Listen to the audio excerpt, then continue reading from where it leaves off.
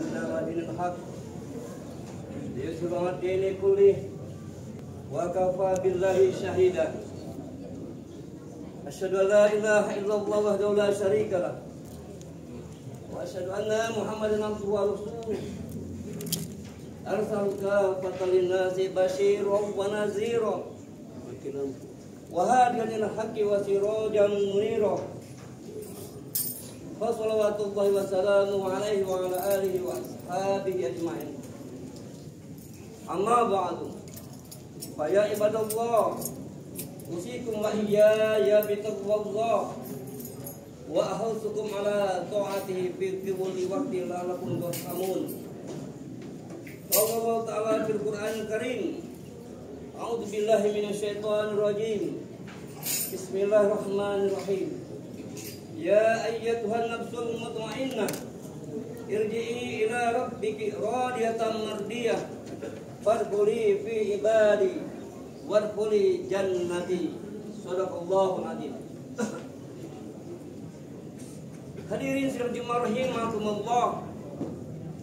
Pada kesempatan Jumat yang singkat ini, khatib senantiasa mengajak dan mengingatkan kepada kita sekalian agar setiap pribadi kita, setiap diri kita, mari kita tingkatkan iman dan ketakwaan kita kepada Allah Subhanahu wa taala. Takwa dalam artian kita senantiasa menjalankan setiap perintah-perintah Allah Subhanahu wa taala dan menjauhi segala sesuatu yang dibenci dan dimurkai oleh Allah Subhanahu wa taala. Hadirin sidang Jumat rahimakumullah. Kita bersyukur hari ini, saat ini kita masih diberikan kesempatan, kesehatan oleh Allah Subhanahu wa taala untuk hadir di masjid ini guna melaksanakan ibadah sholat Jumat yang sebentar lagi akan kita laksanakan. Namun sebelumnya kita senantiasa diwajibkan untuk mendengarkan peringatan dengan Allah berupa yang disampaikan oleh khatib Jumat pada kesempatan siang hari ini. Hadirin sidang Jumat rahimakumullah. Setiap pribadi kita ada di antara kita yang merasa senantiasa resah dan gelisah, tidak tenang, menginginkan sesuatu tetapi tidak kesampaian, menginginkan jabatan yang diinginkan tidak tercapai, menginginkan harta yang berlimpah, kalau bisa melebihi dari tetangga kiri kanan kita, tidak juga tergapai, menginginkan anak menjadi anak yang sukses dan berhasil, tetapi tidak sesuai dengan apa yang kita harapkan.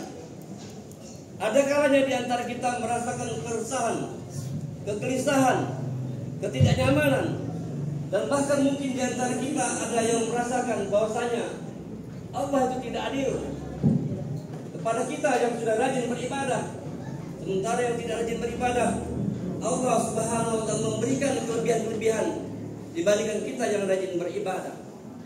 Pada akhirnya kita yang rajin beribadah senantiasa malas untuk melaksanakan ibadah. Sekarang kita membandingkan untuk apa kita beribadah. Kenyataannya yang beribadah dan tidak beribadah, rezekinya lebih lancar yang tidak beribadah daripada saya yang beribadah. Dalam kalimat tadi Fatih menyampaikan firman Allah dalam surah Al-Fajr, surat nomor 27 sampai 30, surat nomor 89 yang berbunyi, ya ayyuhan nafsul mutmainnah irji'i ila rabbiki radiyatan mardiyah fadkhuli fi ibadi wadkhuli jannati. Wahai jiwa yang tenang, kembalilah kepada Tuhanmu dengan hati yang ridho dan diridhoinya, maka masuklah ke dalam golongan hamba-hambaku dan masuklah ke dalam surga. Inilah perintah Allah yang harus kita laksanakan dan kita realisasikan di dalam keseharian.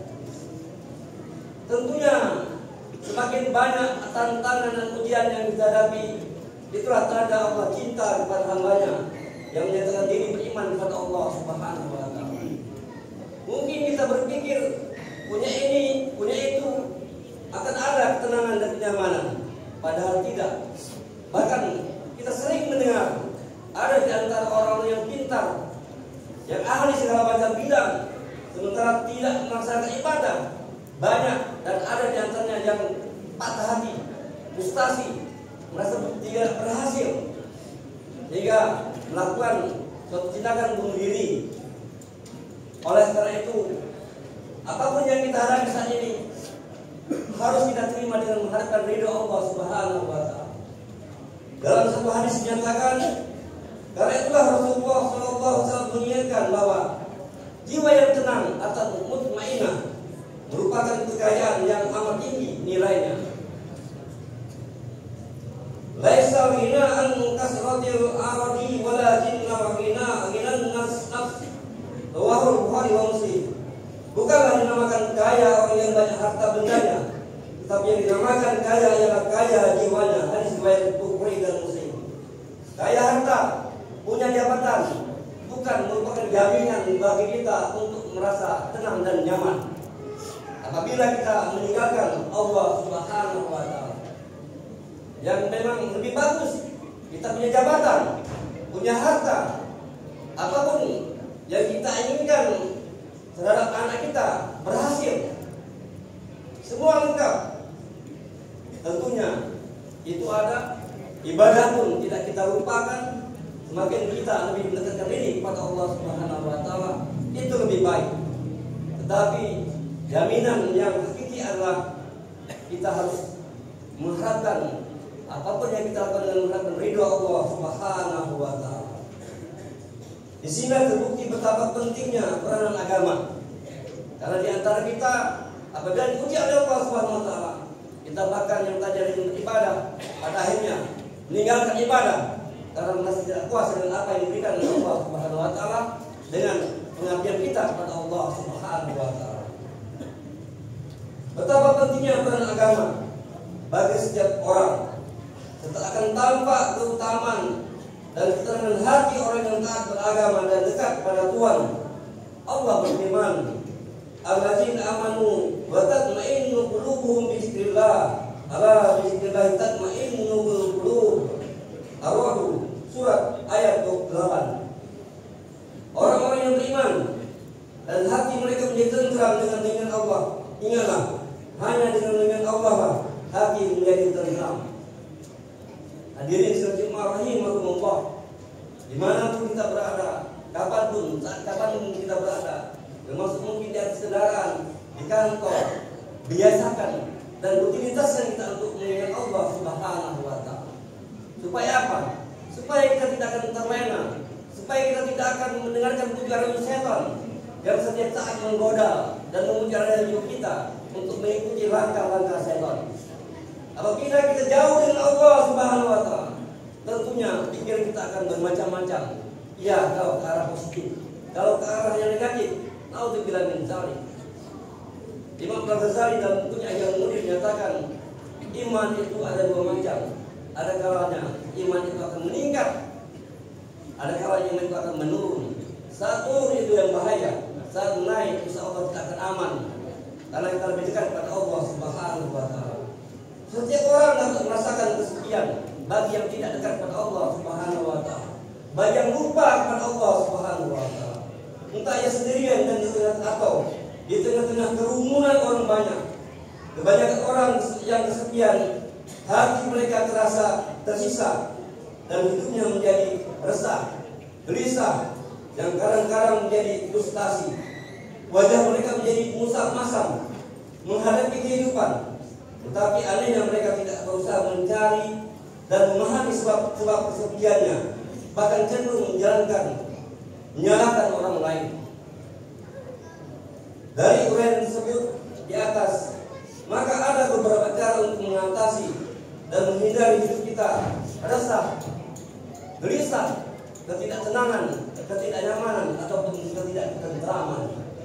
Di antaranya, mari kita menciptakan kehidupan bersama di dalam keluarga maupun masyarakat yang lebih harmonis.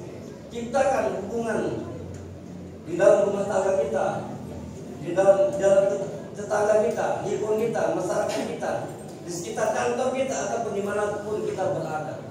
Khususnya dalam rumah tangga kita ciptakan hubungan jadi rumah tangga yang sakinah, mawaddah, warahmah. Tentunya kita dekat kepada Allah Subhanahu wa Ta'ala. Apapun yang kita miliki tidak akan ada pengaruhnya. Harta yang kita miliki berlimpah tidak akan bisa memakamkan kita pada saat kita dipanggil oleh Allah Subhanahu wa taala. Tentunya kita membutuhkan orang lain. Artinya kita harus ada menjalin kerjasama, menjalin hubungan dengan siapapun. Yang kedua, hindari diri dari sikap individualistis dan egois. Kita ini membutuhkan orang lain. Dan jangan pernah merasa saya lebih hebat daripada yang lain, saya lebih pintar daripada yang lain. Kamu itu tidak ada apa-apanya. Hal ini yang sampai terjadi pada diri kita masing-masing. Ketiga, dekatkan diri pada Allah dan tekun dalam kehidupan beragama. Kita harus lebih dekat pada Allah Subhanahu wa taala. Apapun yang kita hadapi, susah, senang, kita harus lebih dekat pada Allah Subhanahu wa taala. Susah, senang, itu ujian dari Allah Subhanahu wa taala kepada kita sebagai hambanya, sebagai makhluknya yang menyatakan diri beriman kepada Allah Subhanahu wa taala. Yang keempat, berusaha mencintai kehidupan dan pekerjaan. Apapun pekerjaan yang kita hadapi, yang terpenting halal, kita harus cinta. Jangan kita merasa ini bukan kerjaan saya, ini tidak cocok dengan karir saya. Pekerjaan yang saya hadapi saat ini tidak sesuai dengan bidang saya, keilmuan saya. Kalau memang sudah ada di hadapan kita, mungkin kantor memberikan sesuatu yang tidak sesuai dengan apa yang kita inginkan, tetapi itu adalah keputusan. Apapun yang kita terima, apapun yang kita hadapi, harus kita cintai. Kalau kita sudah mencintai, akan menjadi kita menyenangkan setiap apapun yang kita kerjakan. Dan pada akhirnya dengan ikhlas dan mengharapkan dari Allah Subhanahu wa taala, kita akan berbahagia, akan ada kesenangan, kenyamanan dan ketentraman. Yang terakhir, bersikap positif ketika menghadapi problem dan bencana. Apabila kita menghadapi satu persoalan sekecil apapun, apalagi jika besar, kita harus bersikap positif. Jangan sampai kita berprasangka negatif, khususnya pada Allah Subhanahu wa taala. Yakinlah Allah Subhanahu wa taala akan memberikan sesuatu kepada kita sesuai dengan apa yang kita mampu. Tidak mungkin Allah memberikan sesuatu kepada kita apa yang tidak kita mampu. Allah memberikan ujian kepada kita untuk membuktikan bahwa kita tentunya tetap taat kepada Allah Subhanahu wa taala. Hadirin rahimakumullah, kesimpulan daripada apa yang saya sampaikan pada kesempatan Jumat yang singkat ini, marilah setiap pribadi kita untuk senantiasa meningkatkan iman dan ketakwaan kita kepada Allah Subhanahu wa taala dengan tidak menunggu kita harus tua. Sedini mungkin kita tingkatkan iman dan ketakwaan kita kepada Allah Subhanahu wa taala dengan cara melaksanakan ibadah, melaksanakan kewajiban-kewajiban yang Allah berikan kepada kita. Dan mari kita tinggalkan larangan-larangan Allah Subhanahu wa taala. Berikutnya, apapun permasalahan, apapun yang kita hadapi, harus kita syukuri. La in syakartum azidanakum wa la in kafartum inna adzabi lasyadid. Apabila kamu bersyukur, bertambah nikmatku kepadamu. Jika kamu kufur, sesungguhnya azabku amat pedih. Harus kita terima dengan berlapang dada, dengan ikhlas. Apapun yang kita hadapi saat ini, dengan mengharapkan ridha Allah Subhanahu wa taala. Hanya ini yang dapat kita sampaikan pada kesempatan Jumat yang singkat ini. Mudah-mudahan bermanfaat bagi kita yang hadir di masjid ini, khususnya pribadi khatib, dengan harapan kita akan tetap senantiasa setiap saat tetap meningkatkan iman dan ketakwaan kita kepada Allah Subhanahu wa taala. Pada akhirnya, ya Allah, panggillah kami ya Allah yang hadir khususnya di masjid ini ya Allah, dalam keadaan beriman kepadamu ya Allah. Amin ya rabbal alamin. Ya Allah, ya minal mu'minina kamu ma'tina ibadi manusia sa'irin wa qulu astaghfirullahaladzim alladzi la ilaha illa huwal hayyul qayyum wa atubu ilaih fa ya fawzal mustaghfirin wa ya najatat